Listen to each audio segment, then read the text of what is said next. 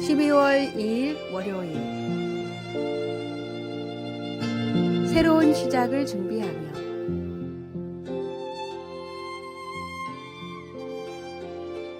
(12월이) 되면 우리는 자연스레 한 해를 돌아보고 다가올 새해를 준비하게 됩니다. 연말은 단순히 한 해가 끝나는 시간이 아니라 새로운 시작의 문턱입니다. 지나온 시간은 우리의 발자취를 돌아보게 하고 앞으로의 시간을 계획하며 마음을 새롭게 하는 기회를 줍니다. 다산 정약용 선생은 주변의 말에 흔들리지 말고 하늘의 뜻을 따르라고 했습니다. 연말은 우리의 욕심이나 실망으로 흔들리는 마음을 다잡고 하나님께서 주신 천명, 즉 삶의 방향을 다시 바라볼 시간입니다. 새해 달력이 조심스레 얼굴을 내미는 이 시점, 우리는 작은 변화부터 큰 도전까지 어떤 선택을 할지 묵상하게 됩니다. 시인 타골의 기도는 우리에게 깊은 울림을 줍니다. 험한 것들을 두려워하지 말게 하소서. 괴로움을 없애달라고 구하지 않고 그것을 정복할 수 있는 힘을 달라고 기도하게 하소서. 우리의 기도는 단순히 문제 해결을 구하는 것이 아니라 새로운 힘과 실력을 구하는 시간이 되어야 합니다. 지나간 실패나 이루지 못한 목표는 연말의 끝자락에서 우리를 낙담하게 할지 모르지만 하나님의 은혜는 항상 새로운 시작을 허락하십니다. 이제 한 해의 마지막을 맞아 작은 벽돌 하나씩 쌓아가며 아름다운 목표를 그려보십시오. 지나온 상처와 두려움조차 우리를 더 강하게 만들 수 있습니다. 연말은 끝이 아니라 다시 한번 꿈을 꾸고 도전하는 새로운 시작의 초대장입니다. 오늘의 말씀. 내 길을 여호와께 맡기라. 그를 의지하면 그가 이루시고 내 의를 빛같이 나타내시며 내 공의를 정오에 빛같이 하시리로다. 오늘의 만나. 새로운 시작의 문턱에서 주님께 나의 모든 계획과 마음을 내려놓고 기도합시다. 주님의 손 안에서 우리의 내일은 언제나 소망으로 채워질 것입니다.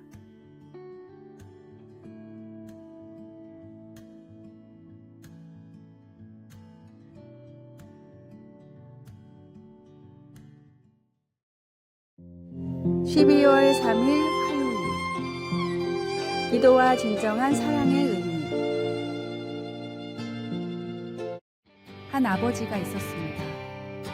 그는 부모와의 갈등으로 집을 떠난 아들이 마약을 복용하고 집을 나간 뒤에는 마약 밀매까지 하고 있다는 사실을 알게 되었습니다. 그의 소원은 두 가지였습니다. 아들이 집으로 돌아오는 것과 체포되지 않는 것이었습니다. 매일 밤 아들의 안전을 위해 간절히 기도하며 어떻게든 그를 설득해 집으로 돌아오게 하려 노력했습니다. 그러나 어느 날 기도 중에 그는 자신의 기도가 이기적임을 깨달았습니다. 아들의 죄를 덮어주는 것이 아니라 진정으로 그를 죄에서 구할 수 있는 길이 필요하다는 것을 알게 된 것입니다. 그는 하나님의 뜻에 순종하며 기도했습니다. 주님, 아들을 구하기 위해 체포가 필요하다면 기꺼이 받아들이겠습니다. 결국 그의 아들은 마약 소지로 체포되었지만 그것이 회복의 시작이 되었습니다. 아들은 죗값을 치른 후 새 사람이 되었고 부자는 정상적인 관계를 회복했습니다. 이 이야기에서 우리는 중요한 교훈을 배울 수 있습니다. 때로 우리의 기도는 하나님의 뜻이 아닌 우리 자신의 두려움과 욕심에서 비롯됩니다. 그러나 진정한 사랑은 상대방의 궁극적인 선을 위해 어려운 선택을 받아들일 수 있는 용기를 요구합니다. 우리는 종종 당장의 편안함과 안전을 구하지만 하나님은 더 큰 계획을 이루시고자 합니다. 진정한 기도는 우리의 뜻이 아닌 하나님의 지혜를 신뢰하며 그분의 뜻을 구하는 데서 시작됩니다. 하나님은 우리의 눈물을 외면하지 않으시며 고통 속에서도 사랑과 회복을 이루시는 분이십니다. 오늘의 말씀. 여호와여, 주께서 주의 종을 위하여 주의 뜻대로 이 모든 큰 일을 행하사 이 모든 큰 일을 알게 하셨나이다. 오늘의 만나. 오늘 하루 동안 내가 하는 기도나 소망이 진정 상대방을 위한 것인지 아니면 나의 욕심은 아닌지 생각해 봅시다.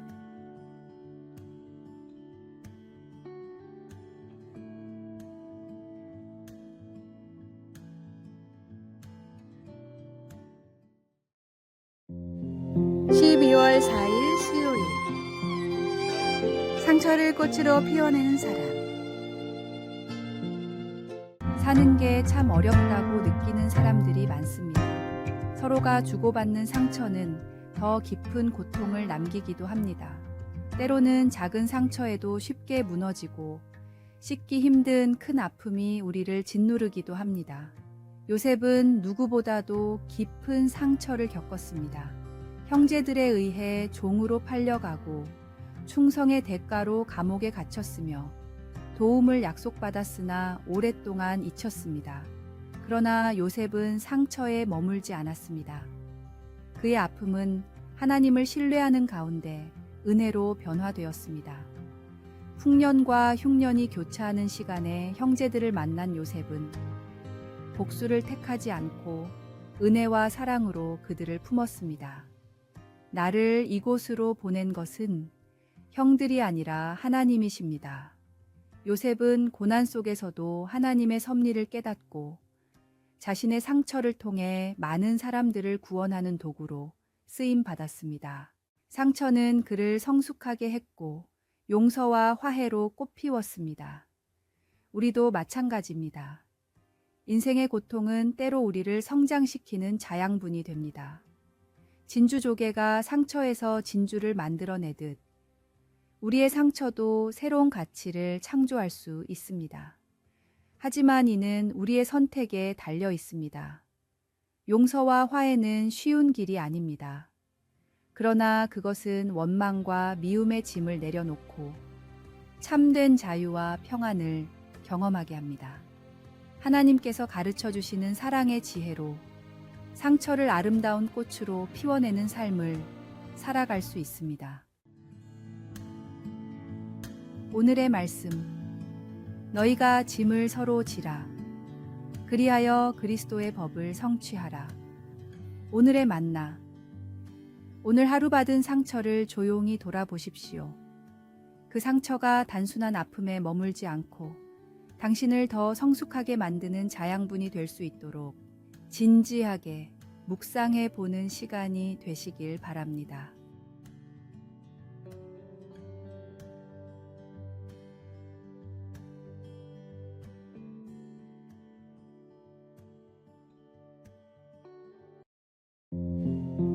(12월 5일) 목요일. 고물과 보물은 위치의 문제. 브라운관 TV가 고물상에 있으면 고물, 백남준에게 있으면 보물, 마이클 조던은 야구계에 있을 땐 고물, 농구계에 있을 땐 보물. 고물과 보물은 위치에 따라 달라진다. 당신은 어디에 있을 때 보물입니까? 이창현 작가의 도서 내 마음속에 울림에 나오는 구절입니다. 인간이 어느 위치에 있는가에 따라 인생의 모습이 결정된다는 것입니다. 누구나 자신만의 재능과 가치를 가지고 있지만 그것이 빛을 발하는 때와 장소가 있습니다. 인간의 본질은 문제되지 않습니다. 우리 모두는 죄인입니다. 의인은 없습니다. 다만 본질이 죄인인 사람이 어디에 있느냐에 따라 우리의 삶이 좌우됩니다. 우리의 몸이 정욕을 따르는 자리에 있는지, 아니면 하나님의 말씀이 있는 예배의 자리에 있는지 보아야 합니다. 우리의 신앙도 마찬가지입니다. 신앙생활은 복잡하지 않습니다. 하나님의 말씀이 솟아나는 예배의 자리에 머무는 것이 그 핵심입니다. 우리의 마음과 가치관을 어디에 두느냐가 삶의 열매를 결정합니다. 때로 우리는 자신의 가치를 의심합니다. 하지만 모든 사람은 저마다 고유한 재능과 사명이 있습니다. 중요한 것은 그것을 빛낼 수 있는 자리를 찾아가는 용기와 지혜입니다.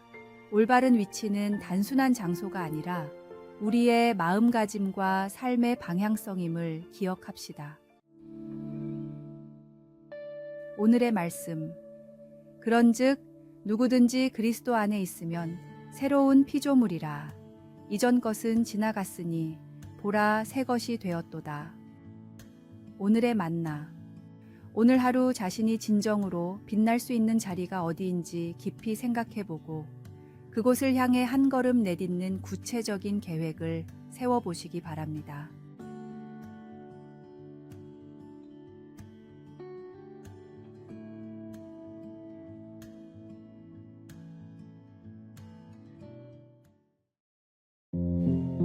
(12월 6일) 금요일. 2마리 금붕어. 작은 어항 속에 금붕어 2마리가 살고 있었습니다. 그 둘은 서로를 미워해서 툭하면 싸웠습니다. 한정된 공간에서 서로를 견디지 못하고 자신의 영역을 지키려 했습니다. 그러던 어느 날 그들은 크게 싸우다가 결국 많이 다친 금붕어가 죽고 말았습니다. 살아남은 한 마리는 이제 혼자서 편안히 살 수 있을 것이라며 쾌재를 불렀습니다. 드넓은 어항을 혼자 차지하게 된 것이 기뻤습니다. 더 이상 영역이나 먹이 다툼도 없을 것이라 생각했습니다. 그러나 며칠 뒤 그 금붕어도 죽고 말았습니다. 죽은 물고기 몸이 썩기 시작하면서 물을 오염시켰기 때문입니다. 결국 자신의 이기심이 자신의 생명까지 앗아가는 결과를 낳고 말았습니다. 사람은 홀로 살 수 없습니다. 사람은 사회적 동물이기에 서로 도와가면서 살아야 합니다. 사람인 자를 생각해 보십시오. 서로가 서로를 바치고 의지해야 사람은 제대로 설 수 있습니다. 이는 간단한 한자에서도 인간 존재의 본질을 보여주는 깊은 지혜입니다. 우리의 신앙도 마찬가지로 더불어 믿는 신앙이 되어야 합니다. 서로를 위로하며 격려하고 세워주는 공동체가 되어야 합니다. 장작이 제각각 떨어져 있으면 강한 화력을 낼 수 없지만 함께 포개지면 큰 불길을 일으키듯이 예수 그리스도 안에서 한 형제인 우리는 서로를 사랑하고 서로를 위해서 기도하고 따뜻한 마음으로 서로를 더욱 배려해 줄 때에 더욱 큰 능력을 발휘할 수가 있습니다. 오늘의 말씀. 새 계명을 너희에게 주노니 서로 사랑하라. 내가 너희를 사랑한 것 같이 너희도 서로 사랑하라. 오늘의 만나. 우리의 존재 가치는 홀로 빛나는 데 있지 않습니다. 오히려 서로를 비추고 서로의 빛을 더욱 밝게 만드는 데 있습니다.